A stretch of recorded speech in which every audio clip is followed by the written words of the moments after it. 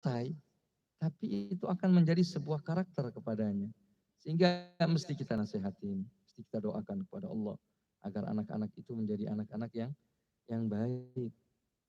Kemudian fala yasta'mil fi hadanatihi illa imra'atan mutadayyinah ta'kulul halal. Tidaklah kita menggunakan pengasuh yang mengasuhnya kecuali seorang pengasuh kalau mesti harus pakai pengasuh karena kesibukan kita mungkin yang dia adalah orang yang baik, yang salihah, yang makan daripada makanan yang halal. Seperti disebutkan tadi. Wa mahma ra'a fihi mukhayil tamyiz fayanbaghi ayyuhsina muraqibatuhu. Dan ketika mereka sudah memasuki masa tamyiz, sudah mulai mengerti. Tamyiz itu adalah dikatakan tamyiz itu bisa, ada yang mengatakan bisa membedakan arah dan warna. Ini barat, ini timur, ini mana. Itu tahu dia. Ada yang mengatakan tamyiz itu adalah orang yang sudah bisa makan sendiri dan cebok sendiri.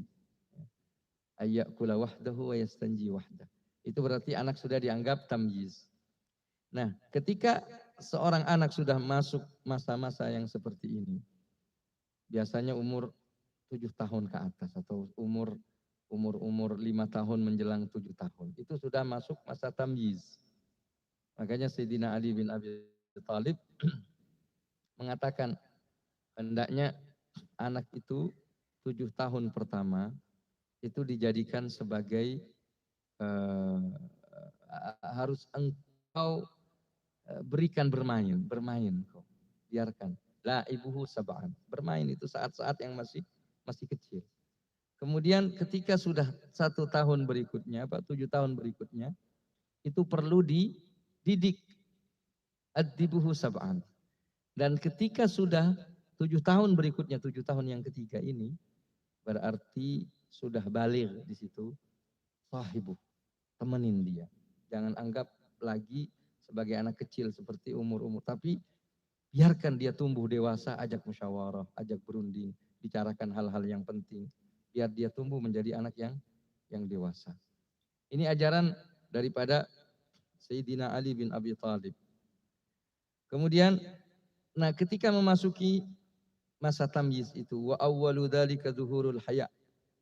Nampaknya rasa malu.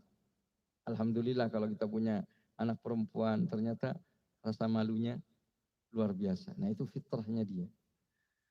Fa innahu isyraqun min nuril aqli alih. Wa tilka hadiyatun minallah. Dan bila mana memiliki anak yang nampak rasa malunya, itu merupakan pancaran cahaya dari Allah Subhanahu wa taala yang terpancarkan terhadap akalnya dan itu merupakan hadiah dari Allah Subhanahu wa taala. Fas-sabi al-mustahi yanbaghi alla yuhmal bal yusta'an bihayaihi wa tamyizihi. Seorang anak kecil yang punya rasa malu itu bukan disia-siakan, benar digunakan sebagaimana mestinya. Ini anugerah dari Allah Subhanahu wa taala dengan kemaluannya itu. Fayambaghi ayu addaba fit ta'am. Perlu diajarin gimana dia cara makan. Fa awwalu ma yughlab alaihi min as-sifat huwa syarruhu at-ta'am wa la ya'khudhu at-ta'am illa bi yaminih. Dan ketika dia mau makan, kasih tahu bahwasanya makanan ini berpengaruh terhadap seseorang. Jangan rakus. Kalau dididik dengan rakus, akhirnya nggak punya malu itu. Makan di mana saja makan. Dan tidaklah makan kecuali dengan tangan kanan. Misalnya dalam makan ini, wal yusammillah, baca bismillah, wal yakul mimma yali, makan yang ada di sekitarnya, wala yubadir qabla ghairihi, dan tidak makan duluan. Dalam adab makan kita kalau bersama-sama, itu kan ada adabnya.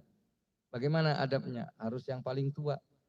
Yang paling tua secara umur, dia yang paling layak untuk memulai makanan.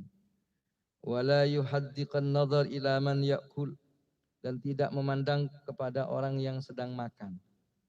Memandang orang makan itu makruh hukumnya. Makruh. Bahkan kalau tidak ridha haram. Di sini kita malah difoto. Ya, mau di syuting. Orang lagi makan di syuting. Ya Allah.